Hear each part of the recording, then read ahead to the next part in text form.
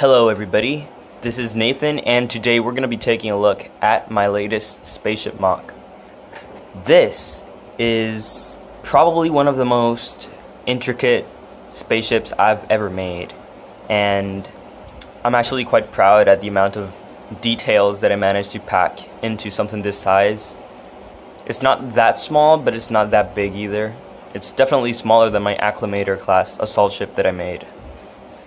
And, well, I'm going to be showing you guys around.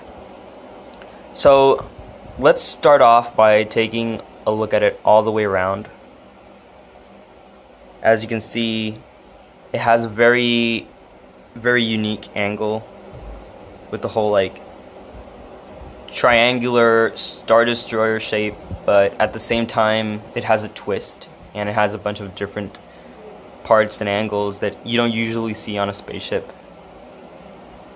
It has two huge motors on the back and a lot of details and greebles all around the sides, and even some battle damage. It has this hole up here where, as you can see, a plate of armor has been removed, and you can see into the ship's interiors. I'm not sure exactly what all those do, but I guess it's part of the engine and cooling system, probably life support and all that. There's another part up here, we could see the same thing. Basically, I was going for the really used look, and obviously this used to be a much finer looking spaceship until obviously the mercenaries got a hold of it and they started using it for more dangerous missions than it was intended to be used for, and that obviously caused it to suffer quite a little bit and to be patched up by random pieces of metal. So this actually took me a long time to build, and it was really hard to get all the shapes exactly just right because I wanted them to look perfect, and I'm pretty satisfied with the result. So first off, let's start by the front. It has something that you don't usually see on many spaceships. It has this black lift arm kind of thing with a bracket, and that's actually designed to hold this cargo module, which you can actually remove. Hold on. It's attached by just one Technic pin, so it's not that hard to remove. We'll be taking a look at that later. As you can see, this whole area down here is designed to basically fit in and clamp onto that cargo module, and it's supposed to transport it to different planets. So basically down here we have a torpedo launcher that can rotate not 360 degrees, but still pretty good, and it can angle up and down. You can angle downwards, upwards, and that's basically just a hidden feature that the mercenaries installed onto the ship. As you can see, originally this ship actually had more proper nose tip to it, but either it broke or it got replaced by this cargo bracket. And all throughout these sides, you can just see the greebles that used to be covered by one large plate before obviously it got removed. It goes all the way to the back, and in the rear you have these two ion turbines which can actually be as part of an action feature. I'll show you a little later, but they can actually be angled to the sides to provide different directions of thrust to assist in landing. And up in the top right here, there's actually a hatch that can open up. I probably should have installed some sort of a handle or something, but here, what there actually is a cable. And this cable can actually be attached to one of the minifigures for a spacewalk in case they have to repair something that's on the outside of the ship. You could just attach this to your backpack or whatever, and it's probably going to supply oxygen to your helmet. So that's a nice little feature. You can also use it as an emergency exit in case the ship crash lands. And up in front we have the cockpit, which is a little bit dusty. I have to admit that my room is kind of dusty, and this has been sitting around for about 3 months, so I apologize. But inside you can see the two pilots, or at least the pilot and the co-pilot or the gunner. And for the exterior, that's about it. I do want to give you guys a shot from above so you can see the general shape. There you can see the whole angles that I used, and the front and the back, and basically the color moldings that I used, because like you can see this whole light gray area molded onto the top of the ship, which is originally dark gray. You can imagine this being tougher armor plating and basically different modifications that they've done throughout the years. But the ship is in fact intended to be dark gray. And on the underside, you can see I tried to mimic the panels on top.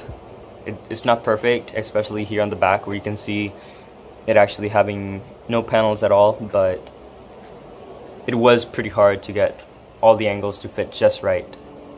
And this actually does have a full interior, which I'll be showing you in a minute, but first I have to remove the top. And originally I was supposed to make a handlebar around here, but that never got developed, and now you have to remove the entire cockpit section and the roof by like just grabbing it through the sides and lifting it up, which is kind of hard because this isn't that stable, because in order to get all these angles I had to use clip hinges, and that's not the most secure way to join something together. But the good news is that it isn't placed on any studs. It just has two Technic cross axles, and they just loosely fall into two holes, so I can easily lift it up. But I'm going to try to do it with one hand, and if I don't succeed, I'm going to have to put the camera down somewhere and remove it with my both hands. So let's see if it works out. I hope it doesn't break it. It's coming up. And there we go. That was easy. So, this is my full interior. As you can see, I tried to make this as crowded and detailed as possible. I'll be showing you guys around and tell you basically what everyone's doing. So up here is the cockpit area, and it does have this liftable control panel that has to be retracted for the roof to fit on. Basically, that's the pilot and the co-pilot or gunner. In my little story, basically I imagined that guy is the learner, and he's basically showing him how to pilot. I did use an old mold for the helmet because I wanted that tan color helmet piece, but I didn't really have it in tan, so I used an older white piece that had been damaged a little bit by the sun. I think it looks quite nice, aside from it being a little scratched up. And this guy over here could be like the guy who's learning how to fly the ship. He just got recruited by the mercenaries, and they're basically teaching him all there is to know about the trait. And down here, there's a table where they can look at the hologram and basically talk about the mission. They can brief each other on what's going to go on once they get to their drop point. They can look at different maps and battle tactics and analyze what they're going to do. Over here is their leader.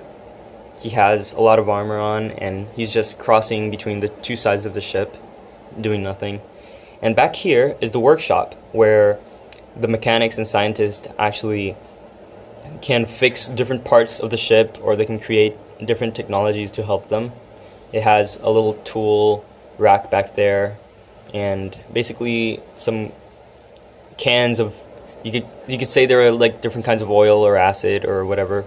And back here is my favorite part of the ship, and basically this is the part that inspired most of the ship.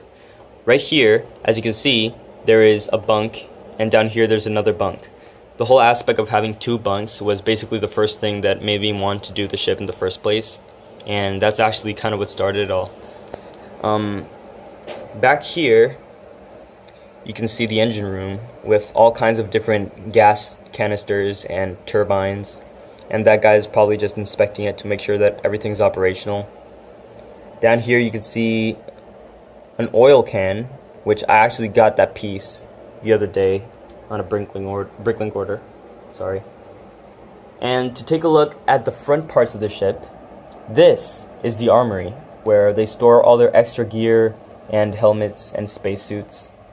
As you can see, they have a wall with a rack just full of weapons.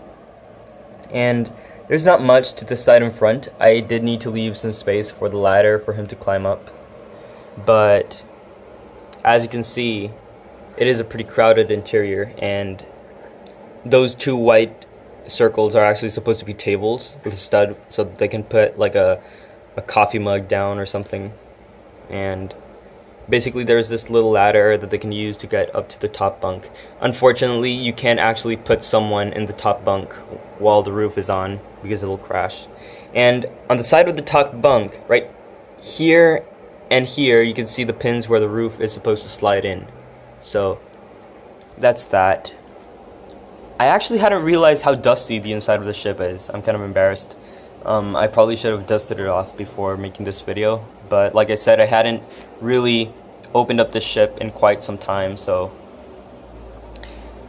that's pretty much it. It's one of the biggest ships I've ever made, and I like to think it's the most detailed also. I really hope you guys like it. Oh, wait a minute. There's one more feature in the back that I said I would show you guys later. So this is a pretty interesting part of the ship. I originally designed this to be an action feature, then it was supposed to be just like a normal function, but it didn't end up being as functional as I thought it would be, and it does require some hand assistance.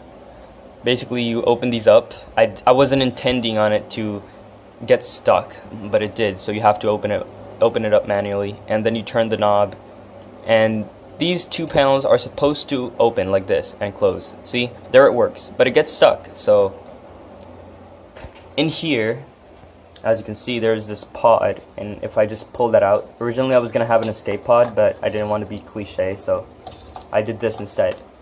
Basically, you pull this out, and what it is, it's a little supply pod with this foldable speeder. And what this does is that you can unfold all those arms and you can sit someone in there, and it's actually a tiny micro speeder. Let me see if I can open it real quick. There you go.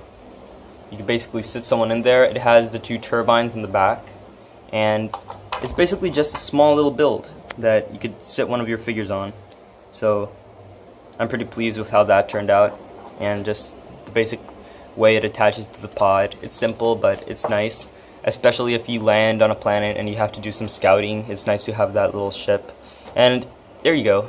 If you close it really fast, it closes, but the friction problem really starts when you start trying to open it up. But that is my ship for the most part. I had gotten some criticism on my older spaceships that I was using too many grays and it looked too plain. The colors were too just bland, and that actually concerned me. So that's why I started incorporating all these colors and shapes into my ships, like the greebles, the different kinds of browns and grays. I even used sand blue in the back here, and I'm pretty sure there's some sand green somewhere around there. But I just did my best to make it look, I still wanted it to be gray, but I made an effort to make it look colorful, and I'm pretty pleased with how it turned out. Probably the hardest part and the last part of the ship that I built was the front, because I didn't know how I wanted it. I wanted a traditional spaceship tip nose thing, but I ended up doing this rack. And that reminds me, I do have to show you the cargo module, but it is what it is, and I'm pretty happy with how it turned out. I hope you guys like it. And the last thing I need to show you is this cargo module, which you guys probably know from some of my past videos as the paperweight. And this actually has Technic support on the back, where it basically hooks up to the cargo bracket, and it's kind of opened. Actually, I accidentally opened it while I was trying to remove it, but basically this opens and it's supposed to carry cargo, but right now I have it holding all of the mercenaries equipment. And Basically, you can equip the mercenaries with all of this to make them battle ready, but I couldn't find space inside, so I just put it there. Originally I was just gonna carry some of these crates, but I thought it would be a good double use to put all of their equipment in there, and I think it works out. So I'm gonna show you guys how it looks with the crate on. This was really hard to do because I wanted it to be something small, but I also wanted it to be really detailed and to have that rusty feel. So it was pretty interesting combining all the dark red and brown to make it look the way it does. It's kind of hollow underneath, but that's just part of how it is. I also added detail all throughout the interior here.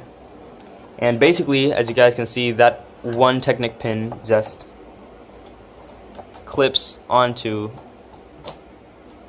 the cargo module, and that's that. So, this is my mercenary transport ship. It does not have a name yet, but I'll probably come up with one soon. And I hope you guys enjoyed it. Let me know what you think in the comments below, and I'll see you guys next time.